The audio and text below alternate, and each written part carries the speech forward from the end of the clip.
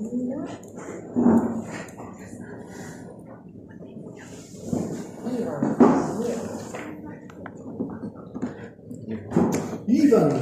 Giovanni. Last but not least. John. John? John Smith. John. How to go like.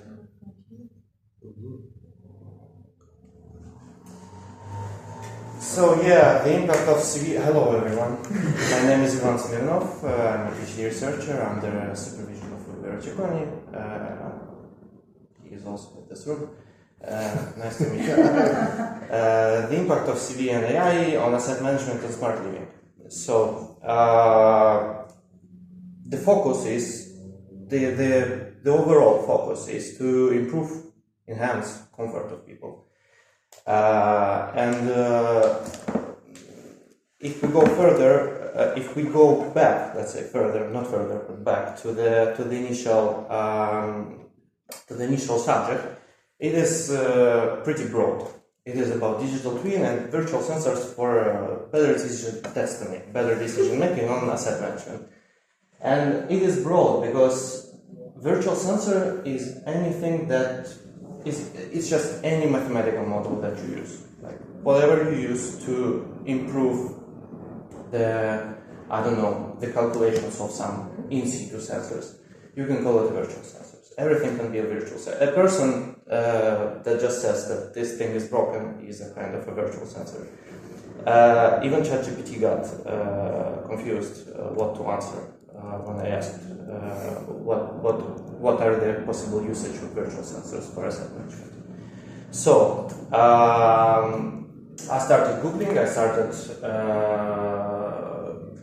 searching in Scopus and other databases, and at the same time some initial projects started, and I decided that as the focus is pretty broad, it's nicer to focus on some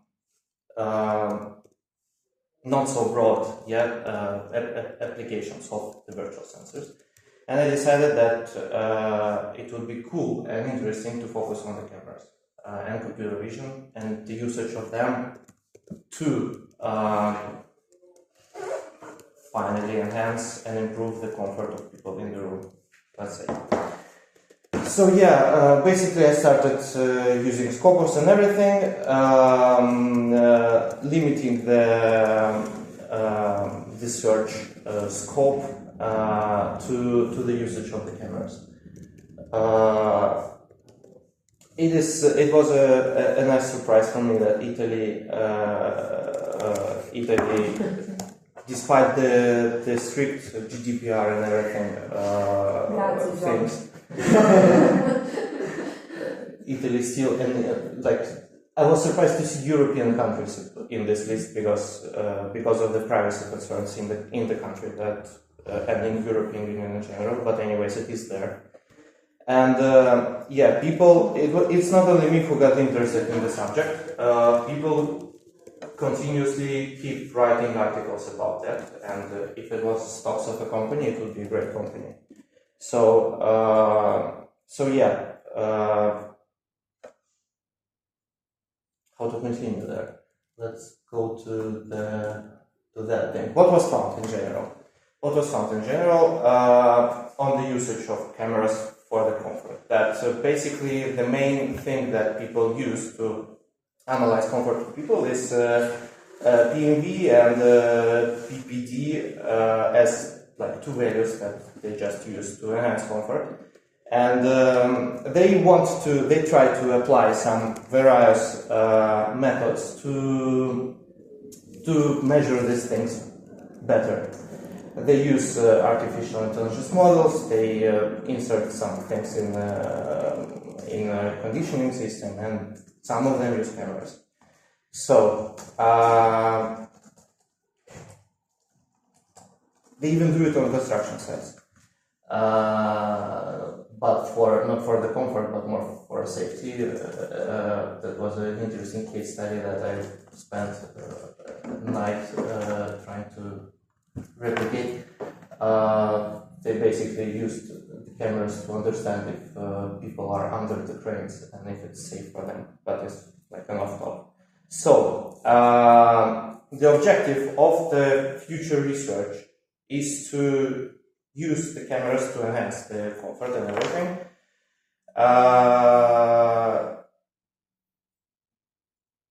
Yeah, I don't know what to say further on this matter. This is a very new subject, and people just start using it. There are like, I don't know, the articles that basically say, okay, we use cameras to use it in this way are pretty limited, like in 15 articles in general right now that just tell about that. So yeah, I was left to myself to try to do it by myself, and we did it by ourselves in the room, and we tried to use it and find if there is this is a little prototype to see to measure the occupancy of the room using the camera and predict the CO2 level based on that, like if it's gonna grow because there are many people in the room, or if it's not gonna grow, and we will see how it goes, and maybe launch the research in this area a bit further. What is the plan? The plan is well, there is this PhD is pretty practical. It is considered that I will spend like half a year in Magic Pintless Lab as a collaborator. This is an IoT company that also have a lot of things, and we will see what we can do about that and if we can do something useful from it. And yeah, so that's the point. I don't know how to mention it, how to underline it, underscore it. But the biggest point is that the approach in this research on how to enhance. There are a lot of things that have already been told about digital grids, so I will not stop on it. We will see how it goes with the actions. With the actions, we will hope that it will come out as something interesting. So yeah, the first results is that we have some kind of interesting prototype, and we have some agreements to do something interesting with other companies. And the future is to see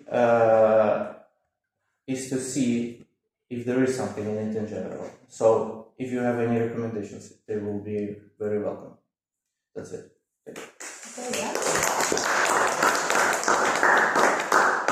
Thank you, Ivan. So yeah, in the next presentation, you may try to find the balance between the being too nervous and being too relaxed. Sorry, I have a question. But for you, so what does it mean, smart living? Smart living? Is that a philosophical question, or should I quote the real meaning? I don't know. Smart living. That's the usage, the usage of together of the sustainability. When you do use the spaces with other people, and that's it. That's it. Just to be effective when you use common spaces. I think that's the shortest. But the other question is, what does it mean to be effective? For what? Effective from what? No, this is a question just because it's like what I said to her. I mean, if you say that you want to use artificial intelligence to improve smart living, but you have to be clear about what is smart living. Yeah, and what you want to improve. I mean, effectiveness can be everything. Of what? Well, what is important? What is important? Yeah. And then you have to ask what people, what produce comfort in people.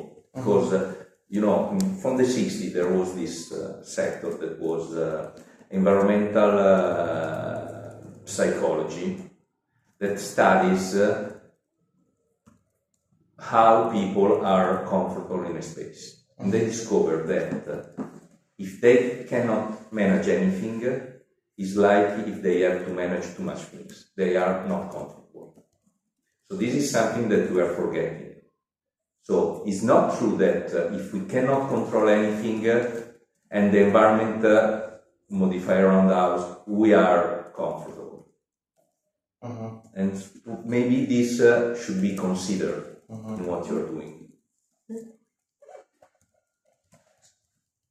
That's all. Thank you. And I have a few comments. Just let me finish to write this one, then I will send it to you afterwards. But okay, so first of all, I was one of the ones who read your document, which I really appreciate that you tried to summarize it in 8 pages instead of going too long with it. But it's okay. But also, while you're trying to summarize, sometimes you let's say you miss or you just discarded a lot of things that you could have added as well. Mainly, you put in some things and you've kind of forgot how to link them. There were some parts of the documents that felt like, okay, I'm putting this as study cases that I saw that they worked. I put another one that I feel that it works and that it could be part of my whole thesis. But what I'm seeing as a major problem, and I see it also during the presentation, is that you are very result driven. So you like to look at the result and what you could do, but you're missing okay, I know what this could do. I like this subject, or I would like to do this. Let's try to frame it in order to make more, not linear, because at the end, research is not that linear, but try to make a process in which you are able to take what you saw from different case studies, take their methods, their tools, or the way that they do things, or even the results that they have, try to combine them for something that works for you. So for instance, having the recognition of the crane is very different from having the recognition of a person. Yeah. But you know that recognizing people combined with the recognizing cranes is what they do then for project site or construction site safety. So you're missing this part, and you're missing how can I use it truly for, let's say, comfort in that sense. And this is some of the things that I wrote on the PDF that I will send to you afterwards. If you want to, especially for this case, you're talking about occupancy, you're talking about air quality, but you're not framing, okay, what happens then if I do this? How could this serve? And this is also connected to what the professor said. How could this work outside of what I'm doing? If I measure occupancy and air quality, what could I do? Could I send alerts then for changing the air quality? Could I change alert to change the operation of the building facade? Could I change alerts just because probably this is not because of occupancy, it's because perhaps some fire started because of electrical short circuit. So you're missing how to use what I found for what I have put on my title, and also like trying to frame it in where am I working? Am I working on thermal control? Am I working on safety? Am I working on air quality? Am I working on how do I make it use of it? You're missing this part. But for the rest, I think that you're very capable. You have a lot of skills. You're missing this part, and I think that it's very important that you're able to frame it, because if not, then you will be just working on different things. And you are not trying to combine it into a whole.